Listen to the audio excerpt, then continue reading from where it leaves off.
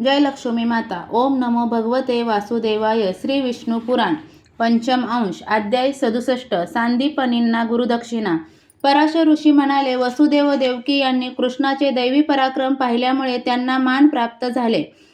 हे त्यांनी केलेल्या स्तुतीमुळे कृष्णाला समजून आले. आपल्या बांधवांना मोहात गुंतवण्यासाठी त्यांनी आपली माया पसरवायला सुरुवात केली. कृष्ण म्हणाला, हे आई, हे तात, मी आणि बलराम दोघेही कंसाच्या भयाने बराच काळ लपून राहिलो होतो. तेव्हाही आपणा दोघांच्या दर्शनाचे भुकेले होतो. ते दर्शन आज आम्हाला घडले. आई वडिलांच्या सेवेखरीच खर्च झालेले आयुष्य फुकट आहे. त्यामुळे माणसाला असाधुत्व मिळते. असाधुत्व मिळणे हा एक अपराधच होय. म्हणून कंसाच्या भीतीमुळे लपून राहिल्यामुळे आम्हा बालकांकडून जो अपराध घडला तो तुम्ही माफ करा. इतके बोलून श्रीकृष्ण व बलरामाने आई वडिलांना नमस्कार केला आणि नगरातील वृद्ध यादवांनाही नमस्कार केला. कंसाच्या बायका आणि आईने कंसाच्या प्रेताजवळ येऊन दुःखाने रडून शोक करावयास सुरुवात केली. श्रीकृष्णानेही अश्रूंनी भरलेल्या डोळ्यांनी पश्चाताप करीत त्यांना धीर दिला. श्रीकृष्णाने उग्रसेनाला कारागृहातून बाहेर काढून कंसाच्या गादीवर बसवले. उग्रसेनाने आपला पुत्र कंस आणि इतर मृत दैत्यांसाठी मरणोत्तर संस्कार केले. गादीवर अभिषेक झालेला उग्रसेन कृष्णाला म्हणाला, ययातीच्या शापामुळे आपल्या वंशाला राज्य करण्याचा अधिकार अजून नाही. परंतु तरीही परमेश्वराचा अंश असलेल्या हे कृष्णा, मी काय कार्य करावे याची तू आज्ञा दे, कारण मलाच काय सर्व जगालाही आज्ञा द्यायला तू समर्थ आहेस. कृष्णाने हे ऐकून सर्व प्रकारच्या रत्नाने सुशोभित असलेली दिव्य सभा उग्रसेनाला द्यायला वसुदेवाला सांगितले. वायूने त्याप्रमाणे इंद्राच्या मदतीने सुधर्म नावाची सभा उग्रसेनाला दिली. त्या सभेचा उपभोग कृष्णाचे बांधव यादव घेऊ लागले. कृष्ण बलरामांची मुंज व उपनयन संस्कार झाले. त्यानंतर ते दोघे विद्या अभ्यास करण्यासाठी अवंतिकापुरास गेले. तेथे काशीत जन्मलेले सांदीपनी मुनी होते. त्यांचे शिष्य म्हणून कृष्ण व बलराम वेदांचा अभ्यास करू लागले. गुरुची सेवा करता करता ते अभ्यास करीत होते. रहस्य संग्रह यासहित संपूर्ण धनुर्वेद, चारही वेद, सर्व शास्त्रे, अस्त्रविद्या इत्यादी शिक्षण अतिशय थोड्या वेळात त्यांनी पूर्ण केले. त्यांनी सांदीपनी ऋषींना विचारले की गुरुदक्षिणा काय देऊ. सांदीपनींना त्यांचे अलौकिक सामर्थ्य माहीत झाले होते. त्यामुळे त्यांनी म्हटले, प्रभास क्षेत्राच्या ठिकाणी खाऱ्या समुद्रात बुडून माझा पुत्र मेला होता. त्याला परत आणणे हीच माझी गुरुदक्षिणा. तेव्हा कृष्ण आणि बलराम शस्त्र घेऊन प्रभास क्षेत्री जातात. समुद्र स्वतःच अर्धे घेऊन त्यांना सामोरा आला. तो म्हणाला, हे प्रभो, सांदीपनी मुनींचा पुत्र मी पळवला नाही. माझ्या पाण्यात पंचजन नावाचा एक शंखरूपातील दैत्य राहतो. त्यानेच ऋषींचा मुलगा पळवला आहे. ते ऐकून श्रीकृष्ण समुद्राच्या पाण्यात शिरला. तेथे राहणाऱ्या पंचजन राक्षसाला ठार करून त्याच्या अस्थींनी निर्माण झालेला शंख म्हणजे पांचजन्य शंख श्रीकृष्णाने आपल्याकडे ठेवून घेतला. या शंखाच्या आवाजाने दैत्यांचे बल क्षीण होते आणि देवतांचे तेज वाढते. पांचजन शंख वाजवत वाजवत कृष्ण व बलराम यमपुरीत गेले. तेथे त्यांनी यमाचा पराभव केला आणि नरकातील यातना भोगत असलेल्या ऋषींच्या पुत्राला त्यांनी पूर्वीसारखा देह देऊन सांदीपनी ऋषींकडे आणून सोडले. अशा प्रकारे गुरुदक्षिणा दिल्यावर ते दोघे मथुरेत परतले. तेथे उग्रसेन राज्य करीत होता आणि सगळी प्रजा आनंदात होती. अध्याय 68. जरासंधाचा पराभव. पराशर म्हणाले, हे मैत्रेया, महाबली कंसाचा विवाह जरासंधाच्या अस्थी व प्राप्ती या मुलींशी झाला होता. त्यामुळे आपल्या जावयाचा वध करणाऱ्या श्रीकृष्णाचा आणि त्याच्या बांधवाचा नाश करण्याच्या इराद्याने जरासंधाने मोठे सैन्य घेऊन मथुरेवर आक्रमण केले. त्यावेळी मगधाचा राजा 23 अक्षौहिणी सैन्य घेऊन मथुरेला वेढा घालून राहिला होता. बलराम व श्रीकृष्ण थोडेसे सैन्य घेऊन मथुरेतून बाहेर आले आणि जरासंधाच्या प्रचंड सेनेशी लढू लागले.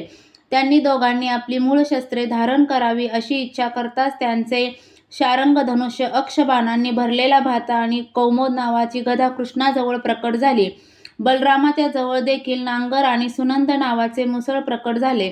आपल्या शस्त्रांच्या साह्याने जरासंधाच्या सैन्याशी लढून त्यांनी जरासंधाचा पराभव केला आणि ते मथुरा नगरीस परतले. जरासंध आणि त्याचे सैन्य जीव वाचवण्यासाठी पळून गेले. जरासंधाने पुन्हा आपले सैन्य सुसज्ज करून मथुरेवर हल्ला केला, पण बलराम व श्रीकृष्णाने त्यांचा पुन्हा पराभव केला. अशा प्रकारे त्याने मथुरेवर 18 वेळा आक्रमण केले. प्रत्येक वेळी कृष्ण व यादवांनी केलेल्या पराभवामुळे तो पळून गेला. यादवांच्या थोड्या सैन्यालाही तो हरवू शकला नाही. सर्व जगाचा संहार केवळ ज्यांच्या संकल्पनाने होतो त्यांना आपल्या शत्रूंचा नाश करण्यासाठी एवढा वेळ का लागतो, असे मैत्रेयांनी विचारले. तेव्हा पराशर म्हणाले, कारण ते माणसांच्या धर्माचे अनुकरण करतात. ते कधी तह करतात तर कधी पराभव करतात, कधी साम तर कधी दान, कधी दंड तर कधी भेद अशा नीतीचा वापर करून ते आपले कार्य करतात. आवश्यकता वाटली तर ते युद्धातून पळून देखील जातात. या सर्व त्यांनी आपल्या इच्छेप्रमाणे केलेल्या लीलाच होत. अध्याय 69 कालय वनाचा पराभव. पराशर म्हणाले, यादवांच्या समाजातील एक महर्षी गार्ग्य होते. त्यांच्या मेहुण्याने एकदा त्यांना उद्देशून षड म्हटले, तेव्हा तेथील सर्वजण हसू लागले. त्यामुळे महर्षी अत्यंत रागावले. ते तेथून निघाले आणि दक्षिण समुद्राच्या किनाऱ्यावर जाऊन यादवांचा नाश करील असा पुत्र होण्यासाठी त्यांनी तप केले. त्यांनी केवळ लोहचूर्ण खाऊन भगवान शंकरांची तपश्चर्या करायला सुरुवात केली. 12 वर्षे झाली तेव्हा शंकर प्रसन्न झाले. गार्ग ऋषींना पाहिजे होता तो वर शंकरांनी दिला. तेथेच एक यवन राजा राहत होता. त्याला पुत्र नव्हता. तो गार्ग ऋषींची सेवा करू लागला. ते प्रसन्न झाले. त्यामुळे त्याच्या पत्नीला एक पुत्र झाला, जो भुंग्याप्रमाणे काळा होता. त्याचे नाव कालयवन असे ठेवले. तो अत्यंत बलवान झाला. तो मोठा झाल्यावर त्याच्या पित्याने त्याला राज्य दिले. तो गादीवर आल्यावर 1 वर्षाने त्याने नारदांना विचारले की माझ्यापेक्षा बलवान राज्य पृथ्वीवर कोण करीत आहे.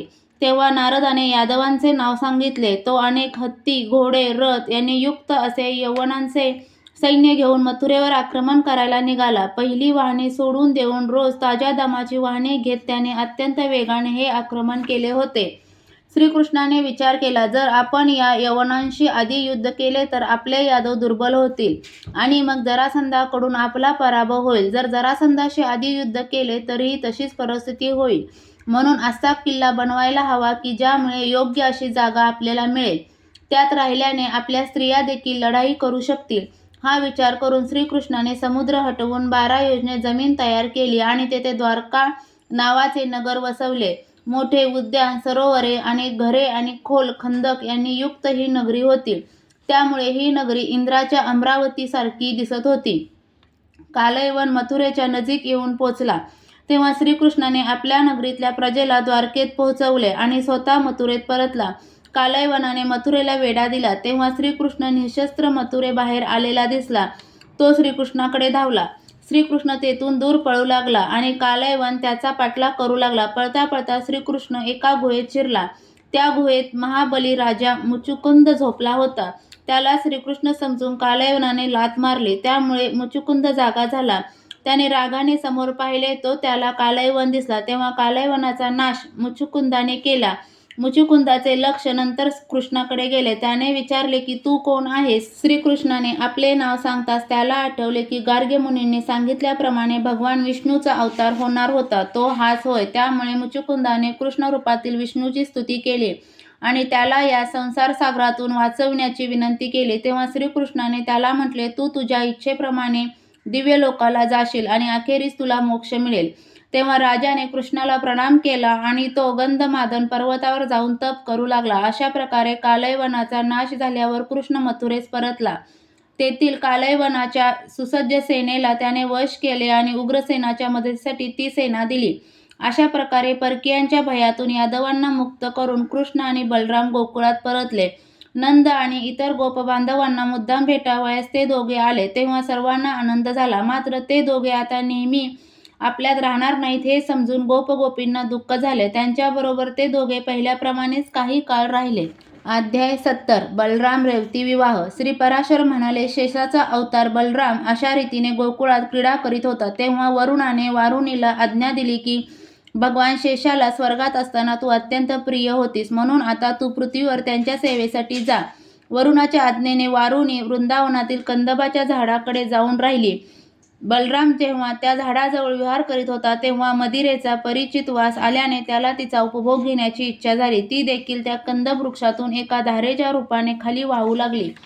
त्यामुळे अत्यंत प्रसन्न झालेल्या बलरामाने गोपगोपींसह मदिरापान केले. त्यानंतर जास्त उकडू लागल्याने मोत्याप्रमाणे दिसणाऱ्या घामाच्या बिंदूंनी सुशोभित झालेल्या बलरामाने विवलपणे म्हटले, हे यमुने, इथे ये, मला स्नान करावयाचे आहे. तेव्हा यमुनेने मदरीने उन्मत्त झालेल्या सामान्य माणसाचे हे बोलणे समजून त्याकडे दुर्लक्ष केले. त्यामुळे रागावलेल्या बलरामाने आपला नांगर हातात घेऊन त्या नांगराने यमुनेला खेचून तेथे आणले आणि तो उद्गारला, अगे पापिनी, मी बोलावूनही तू आली नाहीस. आता तू येथून दूर जाऊनच दाखव. बलराम उभा होता तेथे आपला मार्ग सोडून यमुना आल्याने ते ठिकाण यमुनेच्या पाण्याने भरून गेले. तिला कोठेच जाता येईना. अखेरीस तिने विनवणी केल्यामुळे बलरामाने तिला मुक्त केले. त्यामुळे तिचा प्रवाह तेथून वाहू लागला. बलरामाने त्या प्रवाहात स्नान केले तेव्हा लक्ष्मी प्रकट झाली आणि तिने त्यास नेहमी ताजी राहील अशी कमळांची माला, समुद्रासारख्या निळ्या रंगाची 2 वस्त्रे, सुंदर कुंडले दिली. ही सर्व आभूषणे धारण केलेले बलराम अतिशय तेजस्वी दिसू लागले. नंतर ते गोकुळात परतले. तेथे 2 महिने राहून ते द्वारकेस आले. द्वारकेस आल्यावर रैवत राजाची मुलगी रेवती हिच्याशी विवाह झाला. निषट, उल्मुख असे 2 पुत्र त्यांना झाले. ओम नमो भगवते वासुदेवाय. आजच्या पुरते इतकेच. व्हिडिओ आवडला असेल तर लाईक, शेअर, सबस्क्राईब नक्की करा. जय लक्ष्मी माता.